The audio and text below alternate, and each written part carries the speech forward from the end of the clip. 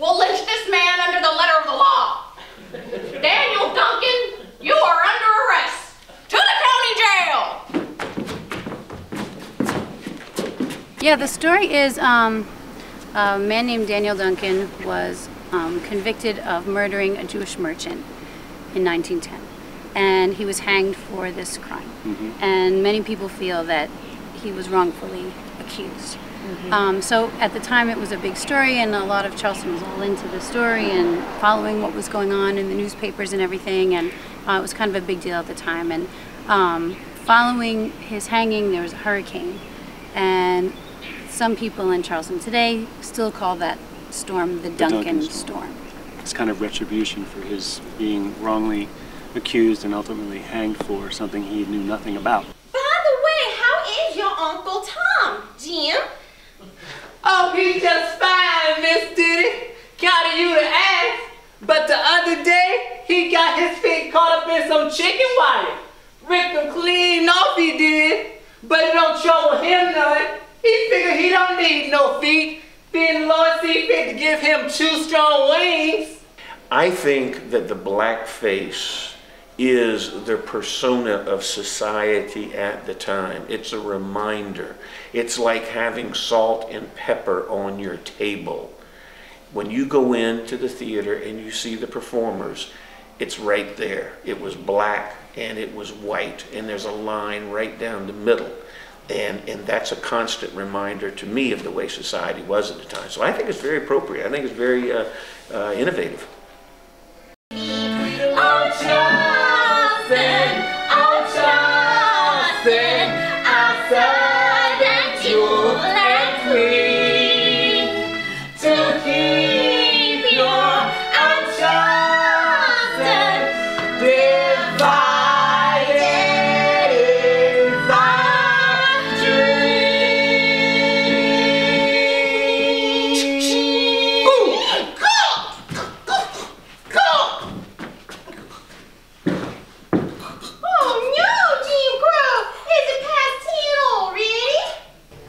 People have been very receptive for the half white and half black and not all black.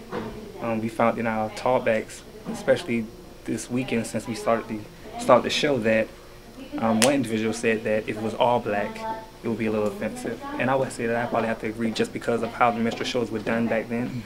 So I'm actually glad that we're doing half white and half black. Waltzing through mosquito-riddle air, the wolf greets me with charm and holy air.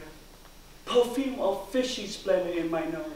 Chant, Schwampi, Schwampi, I got your Schwampi. Everyone has been very positive about it. Some people didn't even know about the story. People who grew up here did the story, which that's why we're doing it. We're telling this guy's story. Some people are offended. Last night we had a few comments.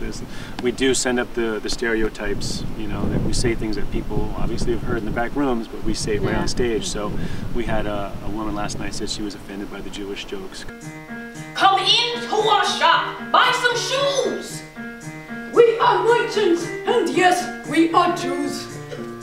There are many of us here on King. The street where you can buy anything. How about a ring? Charleston has welcomed we Jews. She's got the country's biggest community. It's true. It's very true. No matter your color, be you black, white, or blue, your money's green, and we are here to serve you. Buy some shoes. It's been like a weird journey for all of us, and it's such a good group. Like everyone's so cool and so understanding of what it is we're all trying to do, but it's hard for all of us sometimes to put it on. Even say the things that we're saying on stage, you know. But we ultimately are here to tell a story, and we always feel that theater is to provide a forum for discussion and thought, and to talk about issues. So it's hard to do what we do with this type of material, but that's what we feel theater is for. And for us as actors too, like even in the creation of this, we've been getting together with the actors, you know, and all of us talking about it. And you know, there were times when we're all saying, "Gosh, I don't know, can we do this? Should we do this? Do I want to deal with this? Do I want to think about this every day?" Icky about it. It is kind of icky. There's been days where I'm just like, "Wow, I can't believe we're going to do this show," and just the content and stuff. But you know, we're lucky enough that we've got a great group of actors and artists who know that, you know, we're here to tell a story, and this man's story should be told.